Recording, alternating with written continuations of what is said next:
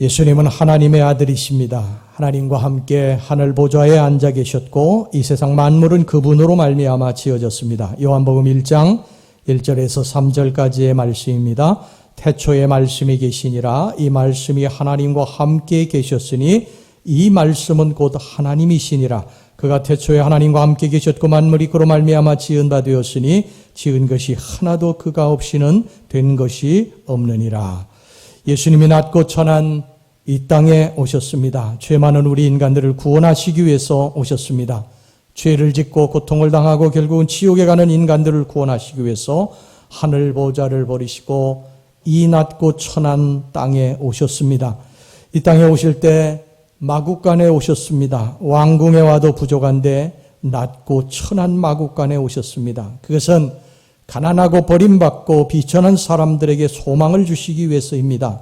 예수님이 왕궁의 왕자로 태어나셨다고 한다면 어찌 가난하고 힘든 사람의 형편을 알겠습니까? 고생해보지 않은 사람이 어찌 고생하는 심정, 사람들의 심정을 알겠어요? 배고파 보지 않은 사람이 굶주림의 고통이 얼마나 큰지를 어찌 알겠습니까? 병들어 보지 않은 사람이 병든 사람의 심정을 어떻게 알겠어요? 암에 걸린 사람에게 건강한 사람이 위로한다고 한들 얼마나 위로가 되겠습니까? 암에 걸린 사람에게 최고의 위로는요, 암에 걸렸다가 나은 사람이, 치료받은 사람이 찾아와서 위로할 때 이것이 가장 큰 위로가 되는 것입니다. 문둥병자가 모여 사는 이 몰로카이 섬에 다미안 신부가 복음을 전하러 갔습니다. 그가 열심히 복음을 전했지만 사람들은 받아들이지 않았습니다. 당신은 건강하니까 우리 보고 예수 믿으라고 하지 우리처럼 비참해지면 그런 말 못할 거요. 그러면서 거부했습니다. 이 다미안 신부가 하나님께 기도했습니다. 하나님, 제가 문둥병자가 되지 않고서는 저들에게 복음을 전할 수가 없겠습니다. 하나님, 제가 문둥병에 걸리게 해주세요. 여러분, 세상에 이런 기도가 어디 있겠습니까? 그런데 그는 주의 복음을 위해서 그런 기도를 드렸던 것입니다. 어느 날 다미안 신부가 목욕을 하려고 물을 뜨겁게 끓여서 들고 가다가 실수로 발에 쏟아 부었습니다. 그런데 감각이 없는 것입니다. 뜨거워서 펄펄 뛰어야 될 때인데 아무런 감각이 없는 거예요. 문둥병에 걸린 것입니다. 이 다미안 신부는 그 길로 뛰쳐나가서 마당에서 덩실덩실 춤을 췄다고 그럽니다. 하나님, 이제 제가 문둥병자가 됐습니다. 저들에게 복음을 전할 수 있게 됐습니다. 저들의 마음을 이제 내가 헤아리고 저들이 내 마음을 헤아릴 수 있게 됐습니다. 그러고서 저들에게 이제 복음을 전했대요. 여러분, 저도 여러분들과 똑같은 문둥병 환자입니다. 이렇게 다 살이 썩어 문드러지는 문둥병 환자입니다. 그러나 저는 기쁘고 행복합니다. 내가 지금 죽어서 천국에 갈 수 있다는 사실, 이 땅에서의 생은 짧지만 내가 예수 믿고 구원받고 천국 간다는 사실 때문에 너무너무 기쁘고 행복합니다. 여러분들도 예수 영접해 주시기를 바랍니다. 그럴 때에 사람들이요, 다 그 자리에 털썩 주저앉아서 울고 그리고 예수님을 영접을 했다고 그럽니다. 여러분, 같아져야 사정을 알고 마음도 통하는 것입니다. 그래서 예수님은 하늘 보좌에 계시지 않으시고 낮고 천한 이 땅에 오셨고 낮고 천한 이 땅에 오셔서 그것도 부족해서 더 비천한 사람들을 위해서 마국간에 오신 줄로 믿습니다. 예수님 마국간에 오셨고요. 그리고 이제 공생애 하실 때에 제일 가난하고 버림받고 소외된 사람들이 사는 갈릴리로 가셨습니다. 갈릴리. 예루살렘에는 부자들이, 정치인들이, 경제인들이, 돈 많은 사람들이 있었지만 그리로 가시지 아니하고 갈릴리로 가셨어요. 갈릴리에서 그물을 던지는 베드로를 보시고 그를 부르셨습니다. 내가 너로 사람을 낚는 어부가 되게 하리라. 베드로는 배와 그물을 버려두고 예수님을 쫓았습니다. 베드로는 원래 이름이 베드로가 아니라 시몬입니다. 원래 이름이 시몬이에요. 유대 나라에서는 아주 흔한 이름입니다. 예수님의 육신의 동생의 이름도 시몬이고요. 또 배다니 나병 환자의 이름도 시몬이고, 예수님이 십자가 지고 가시다가 너무 무거워서 그것을 떨어뜨리고 그럴 때 구레네 사람이 그 십자가를 대신 지지 않아요? 이 사람도 구레네 시몬입니다. 또 예수님의 12제자 가운데에도 베드로 시몬이 있고요. 가나안인 시몬이 있습니다. 이렇게 유대 나라의 시몬은 아주 흔한 이름이에요. 유대 나라에도 흔한 이름이 있어요. 요셉, 요한, 시몬, 야고보, 다윗 이런 이름은 아주 흔한 이름입니다. 우리나라에도 흔한 이름이 있지 않아요? 철수, 영희, 순자, 순이 여기 그런 분도 계시는데 근데 이 흔한 이름이요, 여러분 좋은 것입니다. 왜냐하면 쉽게 부를 수 있기 때문에 이런 이름을 이제 진 것이고요. 베드로 원래 이름은 시몬이었습니다. 시몬. 그런데 예수님께서 그 이름을 베드로로 바꿔주셨습니다. 베드로라고 하는 뜻은 페트로, 반석이라고 하는 뜻입니다. 그러니까 시몬이라고 하는 이름을 페트로, 반석으로 바꿔주신 거예요. 예수님께서. 너는 이제 앞으로 베드로라고 부를 것이다. 사실 베드로는요, 반석은 아니죠. 쉽게 흥분하고 다혈질이고 말이 먼저 나가고 조변 섞게 하는 그런 사람입니다. 그런데 예수님은 그런 베드로를 다 아시면서도 이름을 시몬에서 베드로로 바꾸어 주셨습니다. 그것은 지금 베드로의 그 시몬의 모습을 본 것이 아니라 앞으로 되어질 모습을 보고 바꾸어 주신 것입니다. 여러분, 우리 주님은 이러십니다. 지금 우리의 모습을 보시는 것이 아니에요. 우리의 부족한 모습을 보시는 것이 아닙니다. 우리의 허물 많은 모습을 보시는 것이 아니에요. 죄 많은 우리의 모습을 보시는 것이 아니라 앞으로 되어질 모습들, 앞으로 그렇게 꿈과 비전을 가지고 나아갈 모습들, 예수 그리스도로 말미암아 새로워질 그러한 모습들을 예수님은 바라보시고 우리들을 그렇게 불러주시는 줄로 믿습니다. 예수님의 제자 중에 마태라고 하는 사람이 있지 않습니까? 예수님의 제자, 12제자 중에 하나죠. 근데 이 사람의 원래 이름은 레위입니다. 레위라고 하는 뜻은 이게 원래 거룩한 이름 아닙니까? 거룩한 이름. 그러니까 제사장직을 수행하는 거룩한 가문의 이름입니다. 그런데 그는 이름값을 못합니다. 레위라고 하는 이름값을 못하고요. 이 사람이 직업이 뭐예요? 세리입니다. 세리는 그 당시에 이 이스라엘 백성들의 고열을 빨아먹는 아주 이 흡혈귀 같은 그러한 존재들이에요. 그래서 이스라엘 백성들이 너무 싫어했습니다. 이 세리를. 돌을 던지고 막 침뱉고 욕하고. 레위가 그런 사람이었어요. 근데 예수님이 그의 이름을 마태라고 바꿔주셨습니다. 마태라고 하는 뜻이 무슨 뜻인지 아십니까? 하나님의 보물이라고 하는 뜻입니다. 하나님의 보물. 레위의 삶을 보면, 마태의 삶을 보면 하나님의 보물 가당치도 않죠. 가당치도 않습니다. 그런데 예수님은 그의 되어질 모습, 앞으로 되어질 모습을 믿음으로 바라보시고 그의 이름을 바꾸어 주신 줄로 믿습니다. 여러분, 성경의 이름이 바뀌었다고 하는 건요, 대단한 의미가 있습니다. 유대 나라의 사람들, 유대 사람들의 이름에는 다 뜻이 있습니다. 뜻을 보고 이름을 짓는 거지 그냥 짓는 것이 아니에요. 우리도 사실은 이름에 다 뜻이 있잖아요. 다 이름에 이렇게 옛날에 장명소에 가서 짓기도 하고 여러분들 그렇지 않습니까? 이 이름에 다 뜻이 있어요. 유대 나라에도 다 이름이 뜻이 있습니다. 아브라함이 아브라함으로 바뀌게 됩니다. 그것은 그가 열국의 아비가 될 것이라고 하는 뜻이에요. 열국의 아비가 될 것이라는 그런 뜻입니다. 사레가 사라로 바뀌어지게 되지 않습니까? 이것은 열국의 어미라고 하는 뜻입니다.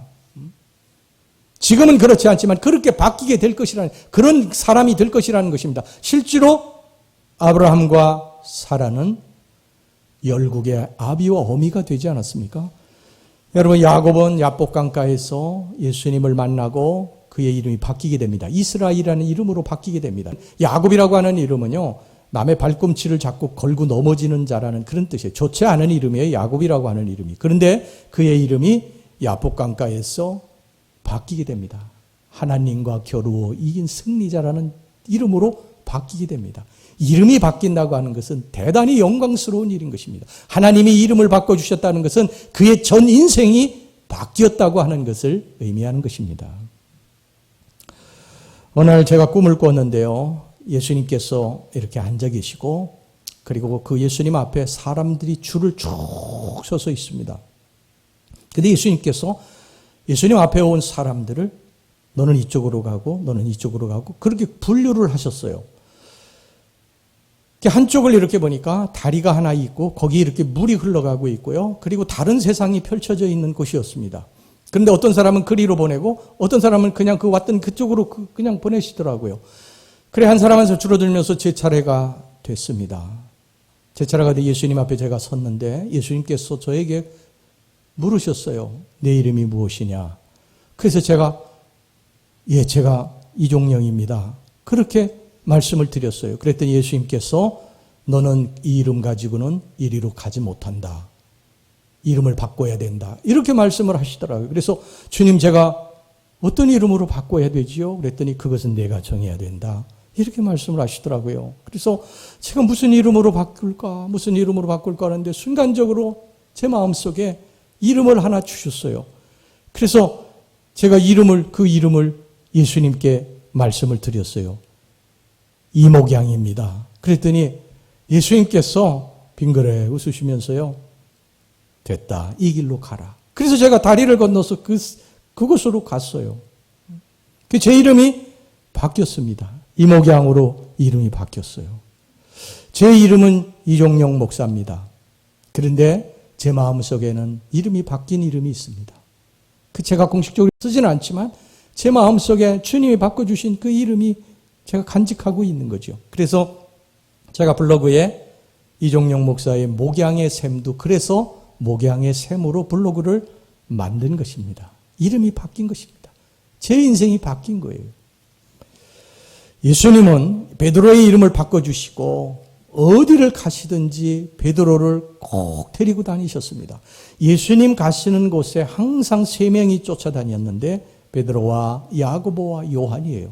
예수님이 어디를 가시든지 다른 제자는 안 데리고 가셔도 이 3사람은 꼭 데리고 다니셨습니다. 베드로와 야고보와 요한.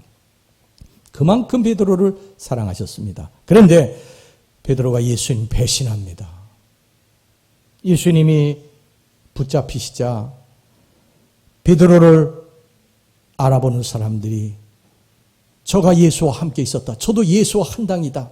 그렇게 이야기를 할 때요. 저주까지 하면서 3번이나 모른다고 부인을 했습니다. 마가복음 14장 71절 말씀 보시기 바랍니다. 그러나 베드로가 저주하며 맹세하되 나는 너희가 말하는 이 사람을 알지 못하노라 하니. 여기서 저주는 헬라어로요. 카타데마티조라고 하는데 이 카타데마티조는 상대방을 저주하는 그러한 단어가 아니라 자신의 말이 진실이 아니라면 자기가 저주를 받아도 좋다 그런 뜻입니다. 그러니까 내가 저 예수를 알면 저주를 받아도 아무 상관이 없다 그런 말이에요. 그렇게 자신이 저주까지 받으면서도 아무 상관이 없다고 할 만큼 예수를 모른다고 그렇게 부인하고 베드로가 그 현장에 있었던 것입니다. 그때 닭이 울었습니다. 예수님이 마지막 만찬을 하실 때 하셨던 말씀 그대로였습니다. 누가복음 22장 34절 말씀 봅시다. 이르시되 베드로야 내가 네게 말하노니 오늘 닭 울기 전에 내가 3번 나를 모른다고 부인하리라 하시니라. 베드로가 예수님을 배신할 때 저주하고 부인할 때 거기 예수님께서 얼굴을 돌이켜서 그 베드로를 쳐다보고 계셨습니다. 누가복음 22장 61절 전반절 말씀 보시기 바랍니다. 주께서 돌이켜 베드로를 보시니 베드로의 눈과 주님의 눈이 딱 마주쳤습니다. 저 옛날에 이 성경 읽다가요 여기서 정말 통곡을 하고 울었습니다. 이것이 베드로의 눈이 아니었던 거죠. 제가 주님을 부인하고 주님을 떠나고 죄를 짓고 타락하고 방탕하고 하면서 나를 쳐다보시는 주님과 눈이 마주친 걸 그렇게 제가 그를 받아들이면서 막 그 자리에서 막 통곡하고 하나님 앞에 울었던 기억이 있습니다. 베드로가 예수님을 저주까지 하면서 부인했을 때 예수님이 그를 쳐다보고 계신 베드로가 문득 눈을 돌려보니까 주님이 자기를 쳐다보니 눈과 눈이 마주쳤어요. 베드로가 그 눈을 쳐다보지 못하고 도망쳐서 가야바 제사장 뒷뜰에 가서 막 통곡을 하고 옵니다. 통곡하고 온 이유는 딱 하나죠. 네가 예수님을 모른다고? 네가 예수님을 모른다고? 내 목숨 구하려고 예수님을 배신하고 그 부끄러움과 그 아픔 때문에 아마 통곡하고 울지 않았겠습니까? 그렇게 베드로는 예수님 배신하고 옛날 어부로 돌아갔습니다. 어부를 그만두고 예수님의 뒤를 따를 때만 해도 자신만만했었고 꿈도 있었는데 지금 다 사라졌어요. 스승을 배신한 초라한 인생이 되고 말았습니다. 그는 옛날 이제 어부로 돌아가서 그물을 던졌습니다. 하지만 한 마리의 고기도 잡지 못했습니다. 유대 나라에는요, 밤에 배를 타고 깊은 데로 나갑니다. 깊은 데 고기가 있기 때문이에요. 그래서 거기다 이제 그물을 던지게 됩니다. 그물을 던지면은 이제 고기들이 깊은 데 이제 많기 때문에 이제 잡히게 되는데, 그날은 한 마리의 고기도 잡지 못했어요, 베드로가. 그리고 아침에 이제 그 바닷가로 이제 돌아오게 되는데, 요한복음 21장 3절 후반절 말씀 보시기 바랍니다. 그날 밤에 아무것도 잡지 못하였더니 그때 부활하신 주님이 나타나셨습니다. 그리고 지쳐있는 베드로와 제자들에게 배 오른편에 그물을 던지라고 말씀하셨어요. 그러면 고기를 많이 잡게 될 것이라고 말씀하셨습니다. 제자들이 순종하고 배 오른편에 그물을 던지자 그물을 들 수 없을 정도로 제자들이 고기를 잡게 됐습니다. 요한복음 21장 5절에서부터 6절까지 말씀입니다. 예수께서 이르시되 얘들아 너희에게 고기가 있느냐 대답하되 없나이다. 이르시되 그물을 배 오른편에 던지라 그리하면 잡으리라 하시니 이에 던졌더니 물고기가 많아 그물을 들 수 없더라. 여러분, 베드로는 주님을 헌신짝처럼 버렸습니다. 자기 목숨 구하겠다고 저주까지 하면서 예수님을 버렸습니다. 그런데 우리 예수님은, 주님은 베드로를 버리지 않으셨습니다. 밤새 그물을 던졌는데 한 마리도 잡지 못하고 빈손으로 돌아온 것을 보시고 마음이 아프셔서 제자들에게 이렇게 말씀하셨어요. 얘들아 너희에게 고기가 있느냐. 여러분, 예수님께서 제자들에게 할 말이 얼마나 많겠습니까? 특히 베드로에게 얼마나 할 말이 많으시겠어요. 시몬아 네가 어찌하여 나를 배신했느냐. 네가 나를 모른다고 어찌 네가 나를 모르느냐. 내가 너를 그렇게 사랑했는데. 얼마나 할 말이 많으시겠어요. 그런데 예수님은 그 베드로에게요 한마디 그런 말씀하지 않으시고 단지 그들이 밤새도록 그물 던졌는데 고기 한 마리 잡지 못한 그 가슴 아파하면서 얘들아 너희에게 고기가 있느냐.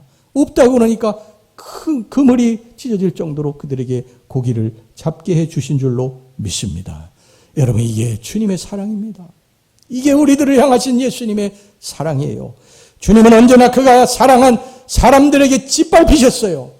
가룟 유다에게 짓밟히셨고 베드로에게 짓밟히셨고 제자들에게도 짓밟히셨고 저와 여러분들에게도 짓밟히셨습니다. 우리는 늘 주님을 배반합니다. 주님이 걸어갔었던 그 길을 우리는 걸어가지 않아요. 세상 정욕을 쫓아 걸어갑니다. 죄악을 쫓아 걸어갑니다. 우리는 심판받아 마땅한 사람들이에요. 우리는 겉만 크리스찬이에요. 겉만 교회에 나오는 사람들이에요. 그런데 예수님은 그런 우리를 여전히 사랑하신다는 사실입니다.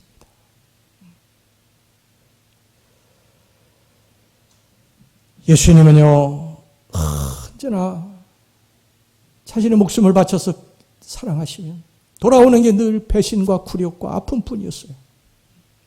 제자들에게 다 그러셨고 그 수많은 유대인들 병 고쳐주고 가난한 자들에게 먹을 것을 주셨고 그들과 함께 사셨는데 나중에 다 예수를 십자가에 못 박으라고 소리치지 않습니까?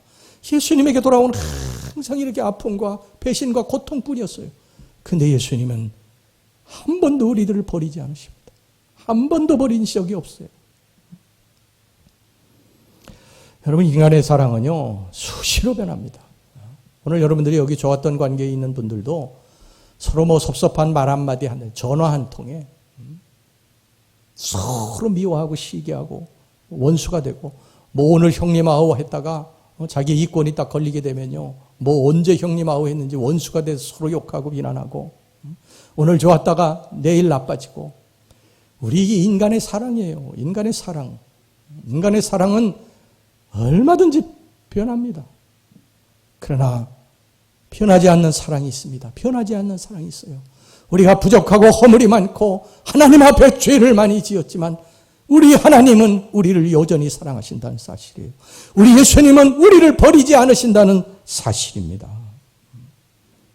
사도 바울도 이 사랑을 깨달았어요. 그리고 사도 바울이 이렇게 고백을 합니다. 로마서 8장 35절에서 9절까지 말씀 봅시다. 누가 우리를 그리스도의 사랑에서 끊으리요? 환난이나 곤고나 박해나 기근이나 적신이나 위험이나 가리랴. 기록된 바 우리가 종일 주를 위하여 죽임을 당하게 되며 도살당할 양같이 여김을 받았나이다 함과 같으니라. 그러나 이 모든 일에 우리를 사랑하신 이로 말미암아 우리가 넉넉히 이기느니라.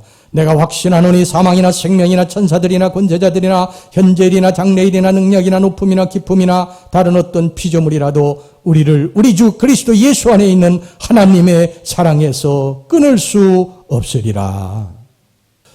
주님은 한 마리의 고기도 잡지 못한 베드로에게 고기를 잡게 해주시고 이렇게 물으셨습니다. 요한의 아들 시몬아, 내가 나를 사랑하느냐?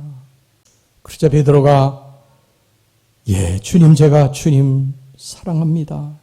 주님이 제가 주님 사랑하는 거 아시지 않습니까? 그런데 또 물으십니다. 주님께서 요한의 아들 시몬아, 내가 나를 사랑하느냐? 베드로가 주님, 주께서 아십니다. 또 물으셔요. 근데 주님이 요한의 아들 시몬아, 네가 나를 사랑하느냐? 베드로는 3번이나 같은 질문을 하시는 주님을 보고 근심이 생겼습니다. 오늘 본문의 17절 말씀 보시기 바랍니다. 베드로가 근심하여 이르되 주님, 모든 것을 아시오매 내가 주님을 사랑하는 줄을 주님께서 아시나이다. 옛날 같으면요, 주님 왜 이러십니까? 저를 못 믿으십니까? 왜 자꾸 물으십니까? 저 주님 사랑합니다. 다시는 묻지 마세요. 아마 그렇게 대답했을 거예요. 베드로의 성정상 그렇게 대답했을 것입니다. 그런데 베드로는 그렇게 말하지 못합니다. 왜? 배신한 전력이 있기 때문입니다. 예수님이 3번 물으시는데 3번 다 힘이 없이 대답을 합니다. 자신이 없었던 거예요. 아마 베드로가 제일 싫어하는 아라비아 숫자는 3이었지 않았을까 생각이 됩니다. 누가 3, 셋 그러면 야, 그 말 좀 하지 마. 아마 그랬을지 모르겠어요. 3번 부인. 예수님을 저주까지 하면서 3번 부인. 얼마나 가슴 아프게 그의 마음에 각인이 되어 있었겠습니까? 그런데 주님이 3번을 물으시네요. 요한의 아들 시몬아, 내가 나를 사랑하느냐? 요한의 아들 시몬아, 내가 나를 사랑하느냐? 요한의 아들 시몬아, 내가 나를 사랑하느냐? 베드로의 마음이 얼마나 아프고 괴롭고 부끄러웠겠습니까? 그런데 사랑하는 성도 여러분, 예수님께서 베드로에게 어떤 상처를 다시 한번 찔러서 아프게 하시고 그리고 부끄러움을 주시기 위해서 그러신 것이 아닙니다. 여기에도 주님의 사랑이 있습니다. 주님이 3번 물으신 이유가 있습니다. 너 3번 부인했지? 3번 아파해봐라. 너 3번 부인했지? 3번 한번 부끄러워해봐라. 아닙니다. 여기에 주님의 사랑이 있어요. 보세요. 여러분, 베드로는 사도 아닙니까? 사도 중에 예수님의 사랑을 가장 많이 받은 사도입니다. 아까도 말씀드렸습니다만 주님은 어디를 가든지 베드로를 데리고 다니셨고 천국 열쇠까지 맡겨주셨어요. 가장 사랑한 제자가 베드로입니다. 그런데 그런 베드로가 그 수많은 사람들 앞에서 저주까지 하면서 예수를 모른다고 배신하고 도망쳤는데, 여러분, 그 베드로가 예수 그리스도를 어떻게 증거할 수 있겠어요? 무슨 권위를 가지고, 무슨 자격을 가지고, 무슨 낯을 들고 복음을 전할 수 있겠어요? 예수를 전할 수 있겠어요? 그래서 예수님께서 이 베드로를 불쌍히 여기시고 이 베드로의 권위와 자격을 회복시켜 주시기 위해서 3번을 물으신 것입니다. 여기에 대해서 칼빈이 다음과 같이 말을 하고 있습니다. 잘 들어보시기 바랍니다. 지금 이 복음서를 쓴 요한은 베드로가 그의 타락한 상태에서 어떠한 방법으로 그 영광스러운 지위를 회복하였는가를 이야기하고 있다. 그 반역적인 부인은 의심할 바 없이 그를 사도의 신분에 부족한 사람으로 만들었다. 비열하게 믿음을 반역한 자가 어떻게 믿음 안에서 다른 사람들을 가르칠 수가 있었겠는가? 그는 사도가 되었었으나 유다와 같이 되고 말았다. 즉 그가 비열한 배반자가 된 그 순간부터 그는 사도의 영예를 빼앗기고 만 것이다. 하지만 주님의 끝없는 사랑으로 비로소 그가 자신의 잘못으로 말미암아 잃어버렸던 가르치는 권위와 자유가 모두 그에게 회복된 것이다.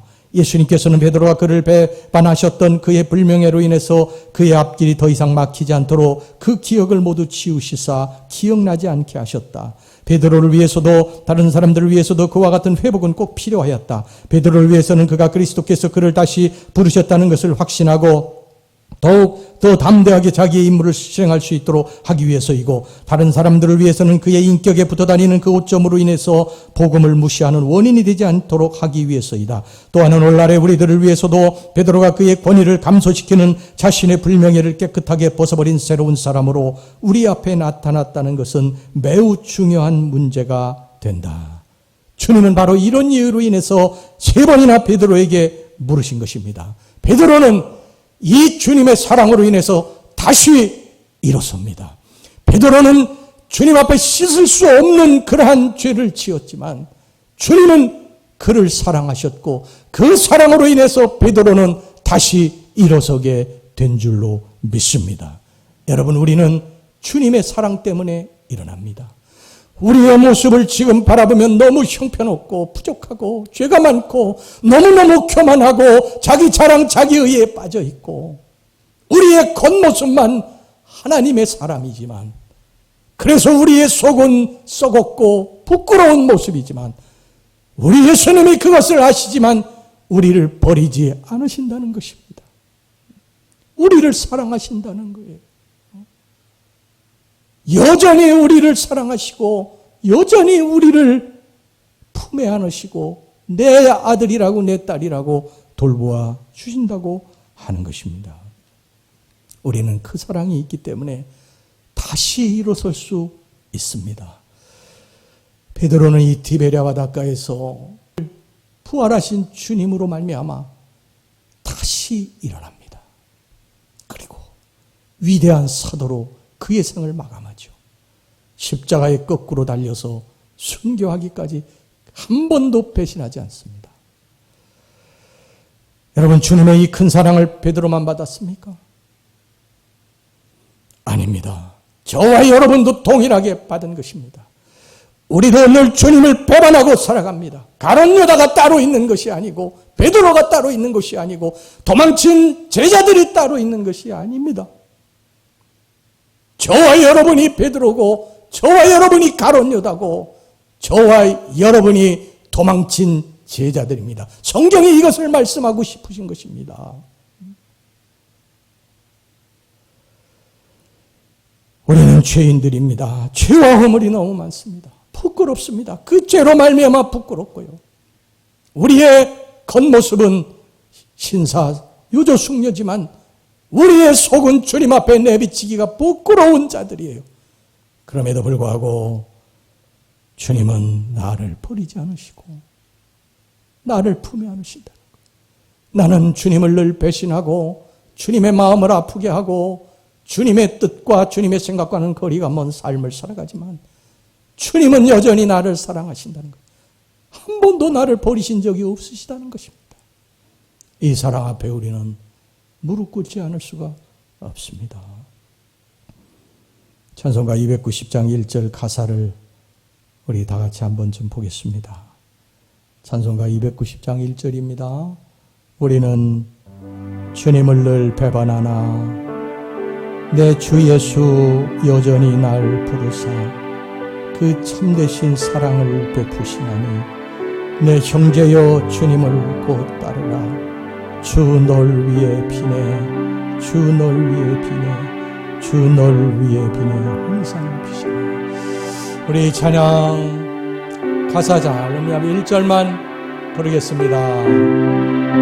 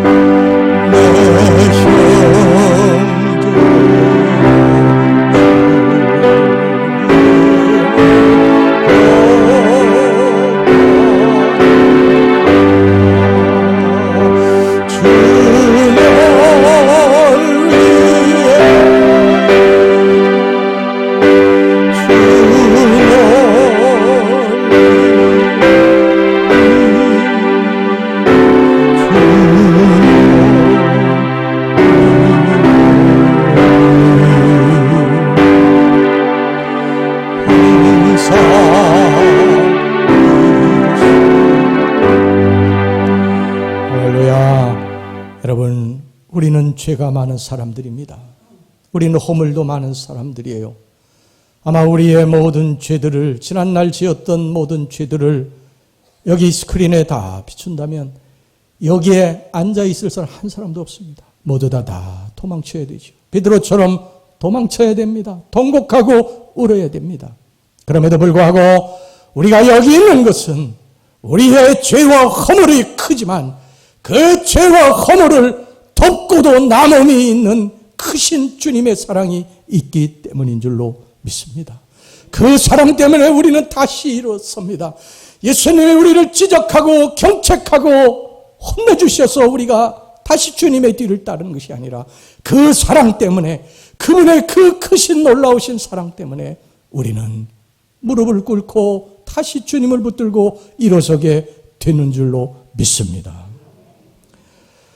미국의 이 복음성가 가수 피터 빌 혼이라고 하는 사람은 아이오와주 포트 메디슨 교도소에서 죄수들을 위해서 날개가 상한 새는 다시 하늘로 날 수 없다. 날개가 상한 새는 다시 하늘로 날 수 없다고 하는 내용이 담긴 복음성가를 불렀습니다. 모임이 끝나자 죄수 한 사람이 이 빌 혼 씨를 만나서 나처럼 날개가 상한 사람은 다시는 날 수가 없습니까? 다시는 날 수가 없습니까? 그러면서 슬픈 얼굴로 질문을 했습니다. 이 말을 들은 빌 혼 씨가 그날 밤에 잠을 이룰 수가 없었어요. 날개가 상한 새는 날 수 없다. 내가 이런 복음성가를 불렀는데 이거는 잘못된 것 같다. 그리고 하나님 앞에 금식하면서 새로운 노래를 만들게 됩니다. 예수에게 가면 무슨 죄도 용서받는다. 예수에게 맡기면 실패한 과거도 새롭게 된다. 주님의 사랑에 그대를 맡기라. 그대의 날개는 다시 새로워지고 높이 푸른 하늘로 날 수 있다. 그런 내용이었습니다.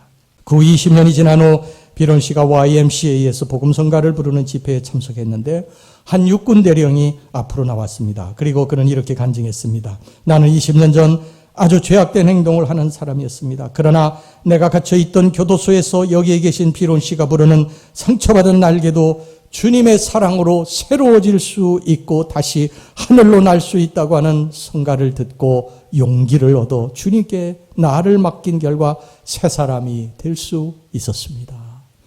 날개가 상한 자는 다시는 날 수 없는 것이 아니라 우리는 지난 날들이 다 날개가 상한 사람들입니다. 죄악으로 인해서 날개가 다 상한 사람들이고 살면서 너무너무 힘들고 고통스러워서 날개가 다 망가진 사람들이에요. 그러나 나를 사랑하시는 예수 그리스도로 말미암아 나를 위해 십자가에 달려 죽으시고 나를 위해서 희생하신 그분의 사랑으로 말미암아 우리는 다시 날 수 있게 될 줄로 믿습니다. 여러분, 우리가 과거에 어떤 사람이었느냐, 어떤 죄를 지었느냐 중요하지 않습니다. 우리 모두는 다 죄인입니다. 그러나 이 죄를 덮고도 남음이 있는 예수 그리스도의 사랑이 있는 한 우리는 다시 힘차게 날아오를 수 있습니다. 사랑하는 우리 평강교회 성도 여러분, 우리 다시 날아오르기를 원합니다. 여러분, 어떤 죄악 가운데 있었다 할지라도 이것을 다 이제 끊어버리고 다시 날기를 원합니다. 얼마나 힘들고 어려운 삶을 살아왔던지 그 상관없이 다시 이제 예수 그리스도로 말미암아 날기를 원합니다. 할렐루야. 우리가 날 것입니다. 예수님으로 말미암아 날게 될 줄로 믿습니다. 기도합시다.